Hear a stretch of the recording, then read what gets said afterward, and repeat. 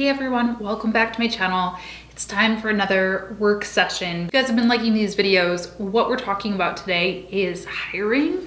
I have several people who work for me, but they're all contractors, like very part-time, a few hours here, or just project-based type stuff.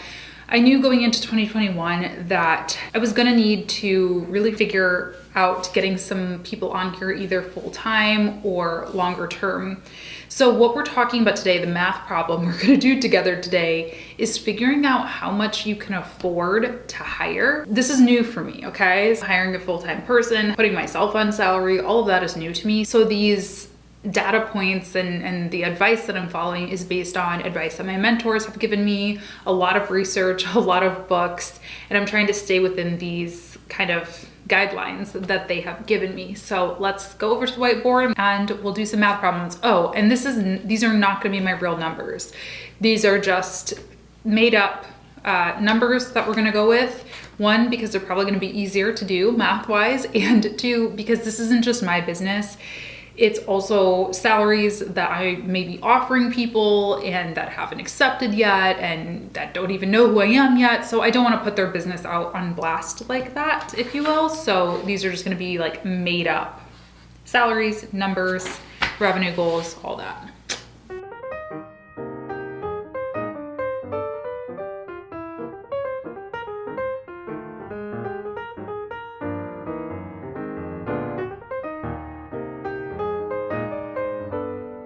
All right, so the first thing that I did is I sat down and I wrote down my strategic goals for the business.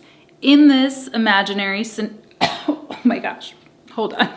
So in this imaginary business, we are looking to double our course sales. We're looking to grow merchandise sales and do 5K in full service work per month. Okay, so those are the goals. Then what I did is I assigned numbers. I assigned revenue targets to each of these things. So double the course sales, let's say that means a total of, we made 25K last year. Let's say that we're gonna make 50K this year. Merch sales, let's see, we're gonna try to do about 2,500 a month in merch sales. Again, reminder, these are fake numbers. Just in case anyone's like, I didn't know you have merch. I don't yet. And then agency month is obviously 5K.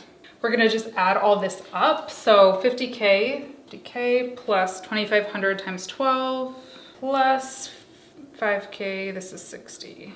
110, 140. So this for this person's goals, this freelance person's goals or agency, whatever, their goal revenue right now is 140K. Now, let's move over to this side here. What I then did is I started breaking down all the contractors that I was already paying, my salary that I was already paying myself, and then the prospective salary that I had in mind for the new person. I added all of those things up next. So again, we're gonna keep these a little lower just because this revenue is a little bit lower. So some of these salaries might not make sense, but just hang with me here. CEO is gonna pay themselves a starting salary of 30K. Let's do 35.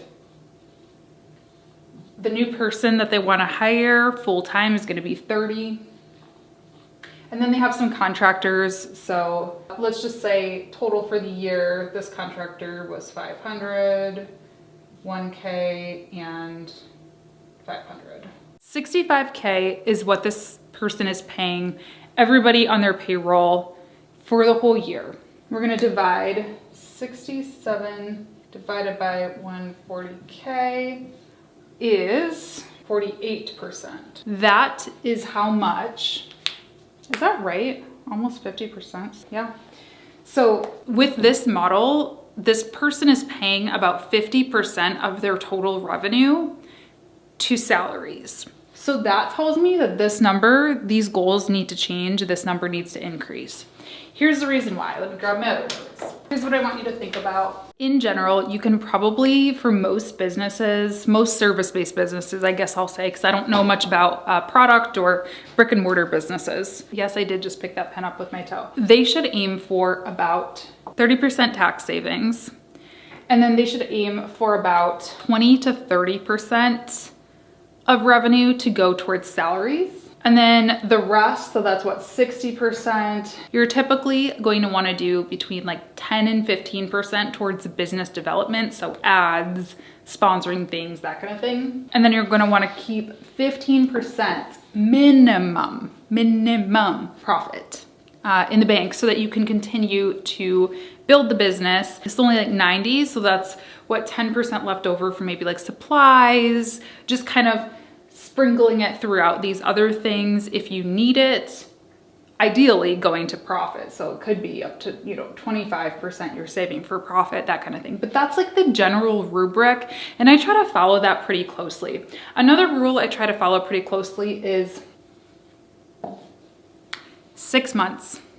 6 months of salaries in the bank, if you can, especially for full-time people. So that would be, what is that? 67K times 6 is like 400,000, which is pretty big. Okay, wait, I just really messed. I was like, wait, hold on, that's a lot of money. 6 months, not 6 years. I was like, wow, that's a lot. Okay, 33,500 in this scenario. So 33,500 is what you would want. If this was your total salaries, you'd want to ideally have that in the bank before you go ahead and have people sign, just because you're going to be protecting your own income, your own salary, as well as, your workers, obviously, and not having to take out loans and have people have delayed paychecks and quit and leave you.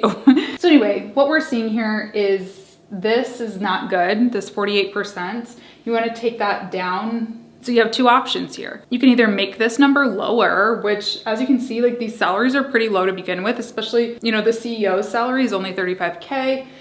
So you probably don't want to make these things any lower. But so what you're going to need to do is you're going to need to make your goals bigger. And this is a big theme in my life for 2021. And what prompted me to do this video is when I was doing my numbers, the number that I ended up with for goal revenue was actually freaking scary, okay? I never thought I would be saying that I even project that my business could make that much in a year. It's scary, but if you're thinking about taking people on full time, you got a lot of mouths to feed, but you also have a lot of opportunity. You have a lot of hands on the ground that you should hopefully be able to make more than you made before. That's the whole point. That's why you hire people. So this number needs to be quite a bit bigger. So, you can play around with these different numbers and say, okay, well, can we triple course sales? Is that a possibility? One of the things when I was doing let me grab mine actually, I was realizing, you know what? I originally did say double course sales is what I said, but I'm already year over year on track to beat that. So I made a bigger goal. I said, not just double, it's basically ending up to be about tripling, which is pretty nuts, but I think we can do it. The reason that I made that a goal is because I saw what we've done for the first 3 months. And the average of those first 3 months was more than triple what we had been doing in years prior. So I thought, okay, it's okay to make that a projection. Now, also keeping in mind what needs to happen because of that. That means I need to have launches because I had a launch this year, earlier in the year. So slotting that down for this employee or this contractor or myself or whatever, this is going to be one of their first jobs, is to make sure that we have something to launch in a couple months so that it can pay their salary. So yeah, that's actually something that I did, is I just looked at my averages. So let's just say that this person in courses or total months, let's just say total months, what they have been averaging in Q1 was 20K. So if we keep that up, say 20K months times 12, that's 240K, right? If you keep up with your average. So we'll do the math on that.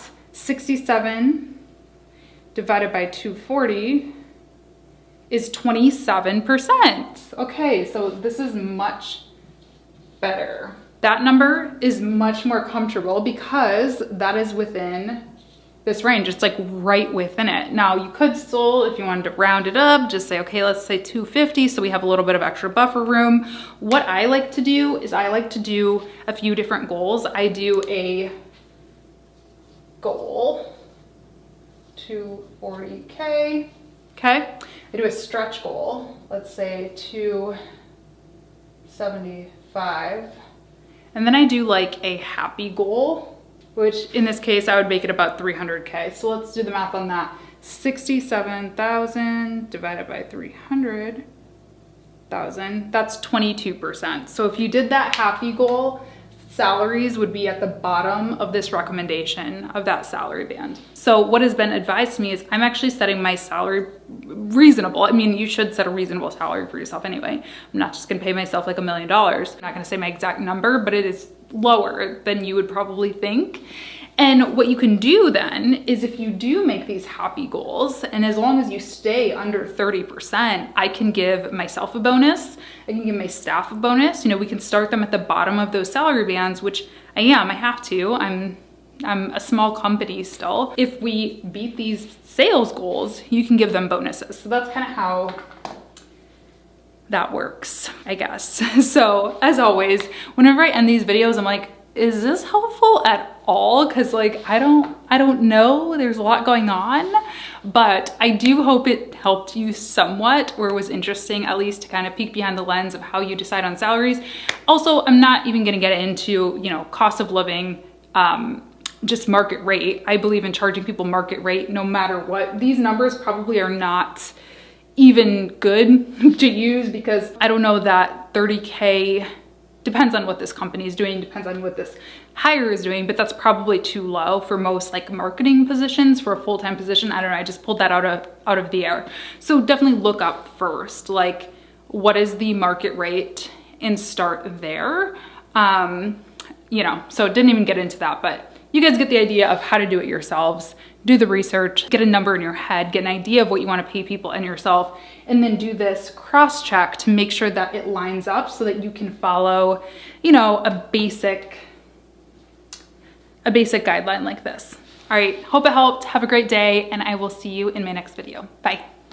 You're typically, oh my God. You're